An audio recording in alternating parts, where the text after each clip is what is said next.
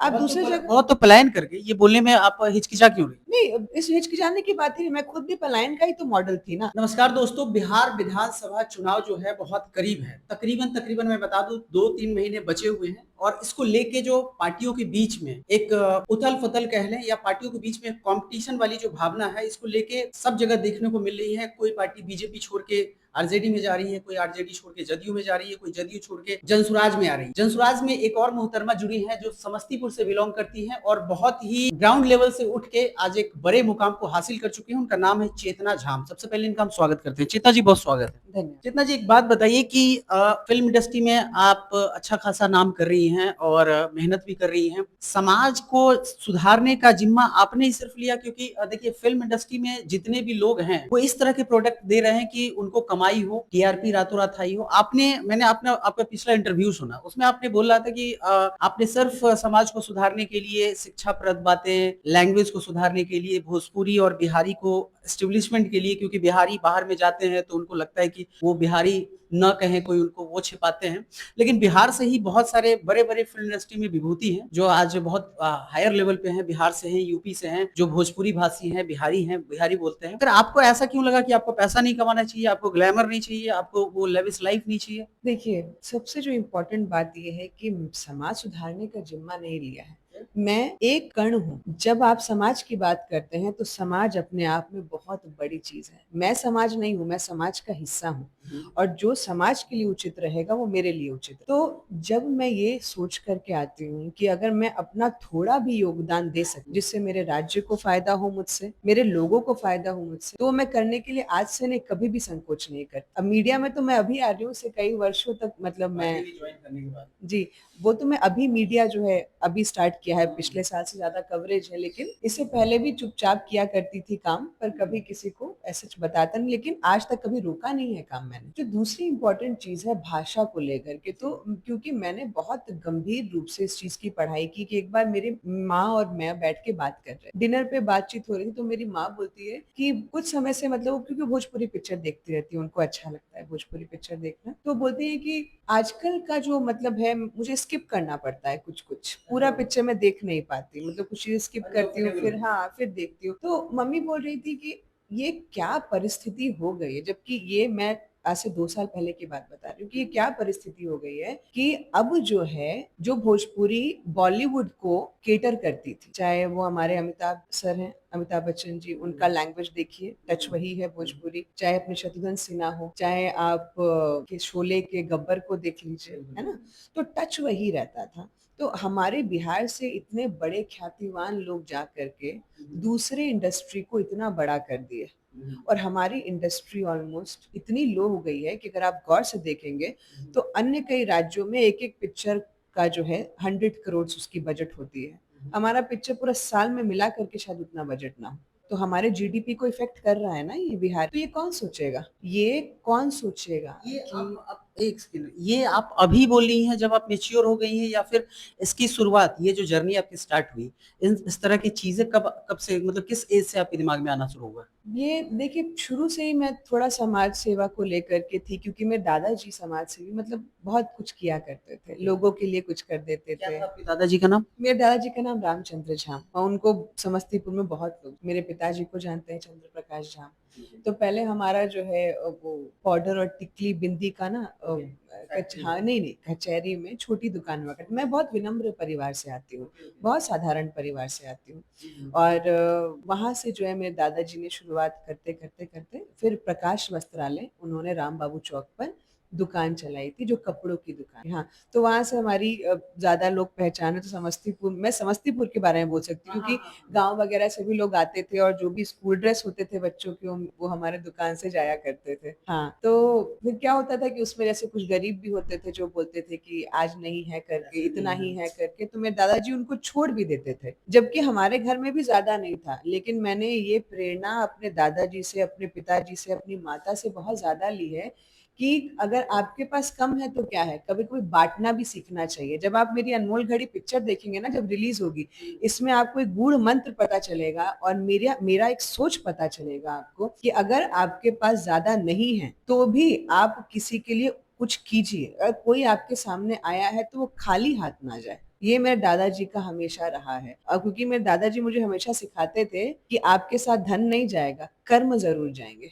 और कर्म तो ईश्वर देखता है। और कितना ही समय है किसी के पास, 60-70 साल। आज के समय के आयु, कलयुग की आयु के हिसाब से इतना ही है।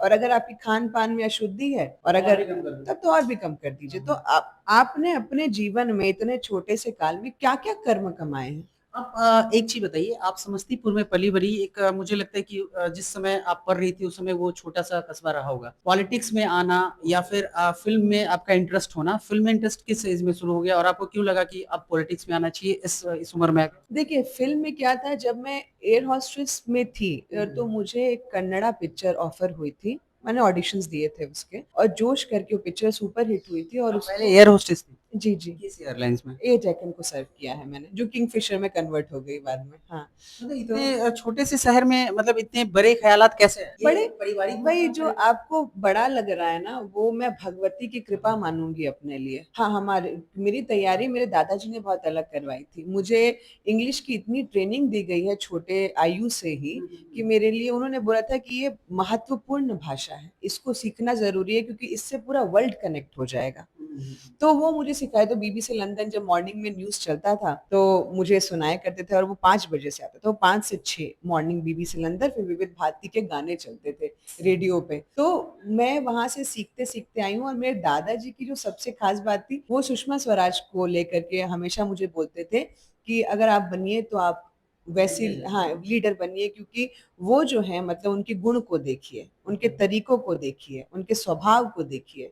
तो वो सारी ट्रेनिंग मेरे दादाजी मुझे बचपन से दिया। अभी मैं बहुत छोटी थी, मुझे पता भी नहीं चलता होगा कि क्या बोलते हैं क्योंकि एक बालक को आप क्या समझाएँगे। तो लेकिन फिर भी उन्होंने वहाँ से ट्रेनिंग तो कहते हैं ना कि आपका अवचेतन मन जो है कहीं न कहीं ट्रेन हो रहा होता है और आपको पता नहीं होता है, सबकॉन्शियस माइंड। तो आप एयर होस्टेस की पढ़ाई की, एयर होस्टेस मतलब आपने जॉइन किया, जॉब को जॉइन किया, उसके बाद आप फ़िल्म इंडस्ट्री में आई जैसा कि आप एक कन्नड़ फ़िल्म से जी। मोटिवेट हुई। आपका एक एक्टिंग गोल था या फिर दादाजी की कहे बातों में जैसे सुषमा स्वराज जैसा एक लीडरशिप को डेवलप करना, पॉलिटिक्स में आना? ऐसा है कि जब मैंने एयर होस्टेस में कर ही रही थी और तब जब मुझे पिक्चर मिली थी जोश करके, तो ये पिक्चर मुझे एक्टर के तौर पे मिली थी। तब मुझे एक्टिंग का क, ख, ग, घ भी नहीं आता था।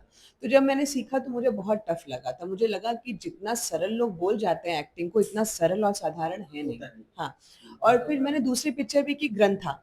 फिर भी और क्योंकि लैंग्वेज भी बैरियर था और बहुत सारी चीज़ें थी और मुझे ऐसा लगा कि नहीं अब इसके अलावा और क्या कर सकते हैं। हुँ, हुँ, हुँ। तो मुझे ऐसा लगा कुछ और ऐसा इंटरेस्टिंग और क्योंकि देखिए व्यवसाय परिवार से हूँ मैं, हुँ, हुँ, तो हुँ। कहीं न कहीं मन में ये ज़रूर था कि मुझे मेरा एक व्यवसाय चाहिए। हुँ, हुँ। अगर आप समझिए कि मेरे दादाजी का, मेरे पिताजी का राम बाबू चौक में दुकान, मैं चाहती तो वहाँ बैठ सकती थी, दुकान को चला सकती थी, लेकिन क्या ऐसी परिस्थिति आज भी है बिहार में कि बेटियाँ जाके दुकान पे बैठ सकती हैं? ये गंभीर मुद्दा है। क्यों नहीं बैठ सकती है? दूसरे राज्यों में तो आराम से चली जाती हैं। आराम से वो गल्ला सँभालेंगी, आराम से वो रिसेप्शन सँभालेंगी, आराम से वो फ्रंट डेस्क सँभालेंगी और माँ-बाप बढ़ाते भी हैं। आपकी जिसमें रुचि है आपको वो बिल्कुल करना चाहिए। लेकिन जब जब हमारी राज्य की बात आती है तो असुरक्षा, स्त्री व्यवस्था इतनी सारी चीज़ें आ जाती हैं कि आप लाइन्स फुल स्टॉप और कॉमा में ही रह जाते हैं। समस्तीपुर काफ़ी डिस्टर्बिंग जगह मुझे लगता है कि बेगूसराय, समस्तीपुर और इस तरह के जो मिथिला के कुछ प्रांत हैं जो डिस्टर्बिंग इस मामले में कि वहाँ पे लॉ एंड ऑर्डर बहुत ज़्यादा फेल्योर मुझे दिखता है। लोग बहुत ज़्यादा एग्रेशन में रहते हैं, बात-बात पे लड़ते हैं। ऐसा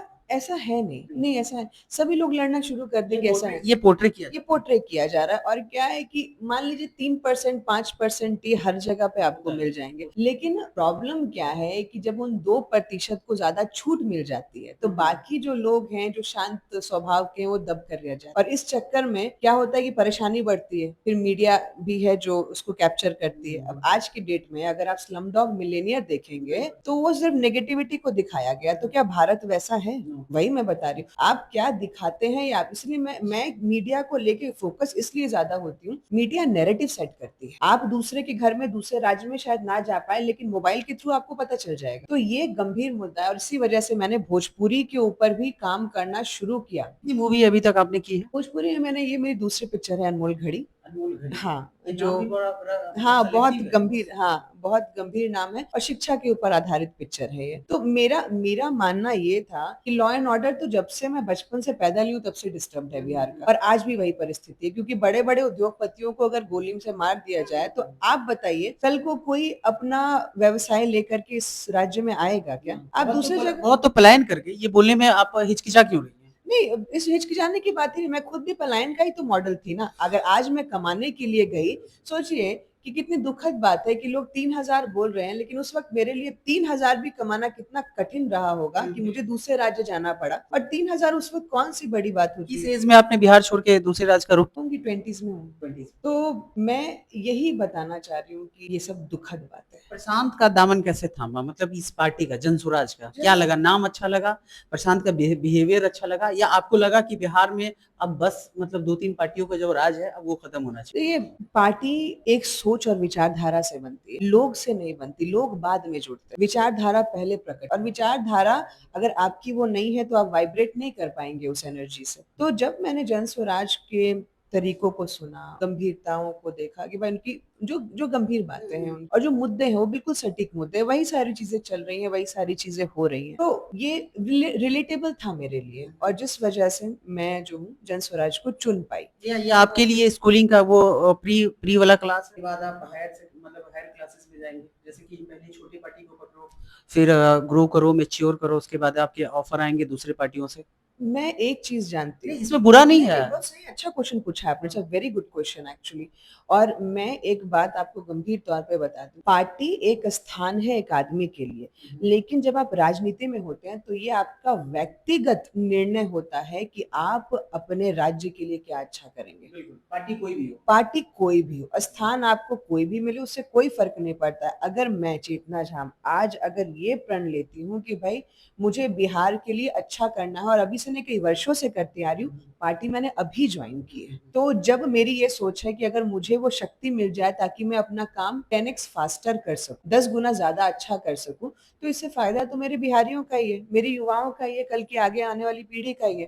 तो इसमें पार्टी, और पार्टी जगह है, स्थान है, ठीक बात। लेकिन कहते हैं ना कि भगवान के सामने तो आप खड़े हो जाएँगे, भक्ति तो आपकी फिर दर्शाती है ना, कितनी चीज़ें पहुँची, कितनी नहीं पहुँची। तो यही सत्य कहीं पर भी रूल करता है। आप कैसे नायक हैं ये आपके ऊपर डिपेंड करता है। शायद हो सकता है कि कल को आदमी इंडिविजुअल भी हो जाए, हो सकता है कि पार्टी के साथ हो सकता है कहीं अन्य जगहों पर हो। आप कैसे हैं? आपको आपके अंदर क्या है, आपके अंदर की सोच क्या है, वो प्रेरणा क्या है, वो आपको दर्शाती है। और जहाँ तक भगवती की मुझ पर कृपा रही है कि मुझे देश के धन से तो कोई मतलब नहीं, बच्चों के चीज़ों से कोई मतलब नहीं, जो उनका मैं हक क्यों करूँ? मुझे किसी से कॉम्पिटिशन नहीं है। तो अब जो भी है वो मैं सिर्फ दे सकती हूँ, और यही सोच और विचार लेकर के मैं पार्टी ज्वाइन आज पार्टी ज्वाइन की हूँ, पॉलिटिक्स में आई हूँ। कारण यही है कि शक्ति से जब शक्ति मिलती है ना, तो कहते हैं ना कि एक बड़ी गूंज होती है, तो शायद भविष्य में वो हो। ग्लैमरस लाइफ अब पीछे छूट गया, ये पैरेलल चलेगा? ग्लैमरस लाइफ मेरी कभी भी नहीं, क्योंकि मैंने 2 ही पिक्चरें किया है, लेकिन प्रोड्यूसर मैं हूँ, और प्रोड्यूसर तो मैं कॉन्स्टेंटली रहूँगी,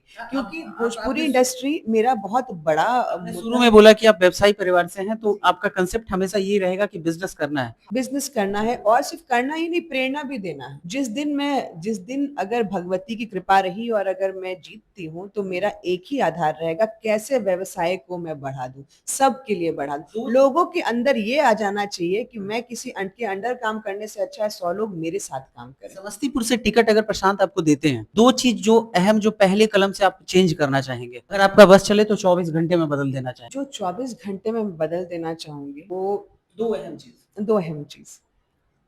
बहुत ही गंभीर है, बहुत सारी चीज़ें हैं थोड़ा एक्चुअली सोच इसके लीजिए, ऊपर। बता हाँ, दीजिए। नहीं, मैं थोड़ा-सा तो जो सबसे पहला मुद्दा है, वो है नाली को ठीक करना। नाली की व्यवस्था ड्रेनेज सिस्टम। बहुत, हाँ, बहुत बिगड़ी हुई है, जिसके कारण बहुत लोग बीमार पड़ते हैं। मतलब शहर बदबू से भरा ना, हुआ है। हाँ, जो ऐसा कह हाँ, सकते हैं, वो ऐसा कह वेस्ट मैनेजमेंट ये बहुत ज़रूरी, ये इसको सबसे पहले टैकल करना है, क्योंकि उससे पूरा पानी खराब हो जाता है आपका, और जब पानी खराब होगा तो आप बीमार ही पड़ेंगे। सीवर सिस्टम तो ऐसे पूरे बिहार का खराब है, लेकिन समस्तीपुर का जैसा आप बता रही हैं, बहुत ज़्यादा खराब है, बहुत ज़्यादा खराब है। जो दूसरा सबसे बड़ा एग्ज़ीक्यूशन का एरिया है, वो है, मैं चाह रही थी एक गंभीर रूप से एक ऐसा टीम बनाने का जो मेरे स्मॉल इंडस्ट्री सेटअप को प्रमोट करे और जो जो युवा उसमें जुड़ना चाहते हैं वो जुड़ करके पर्सनालिटी इनहेंस करके उनको कैसे स्ट्रक्चर दिया जाए ताकि वो अपने व्यवसाय को एक्टिव कर सके विदाउट मनी। तो ये मेरा सेकंड सबसे बड़ा मुद्दा रहा है। एक सफाई से रिलेटेड है और दूसरा उनको व्यवसाय से रिलेटेड है। ये दोनों चीज़ अगर हो जाती है तो शहर में क्राइम रुकेगा। ऑब्वियस बात है, पैसा आएगा तो लोग पढ़ाई भी करेंगे अच्छे। मेन देखिए क्राइम क्राइम क्यों आता है? हाँ, इसलिए कि आपके पास पॉकेट में पैसे नहीं है तो लोग छीनते हैं। जब आपके पास अपना नॉर्मल खाने पीने के लिए भी मुश्किल हो जाती है ना, क्राइम तभी बढ़ता है। लोग बोलते हैं कि युवा को बरगला देते हैं। अरे युवा बरगलेगा इसलिए क्योंकि वो बच्चा बहुत साधारण या सामान्य परिवार से आया। उसको तो ये भी नहीं पता कि उसके जीवन का उद्देश्य क्या है।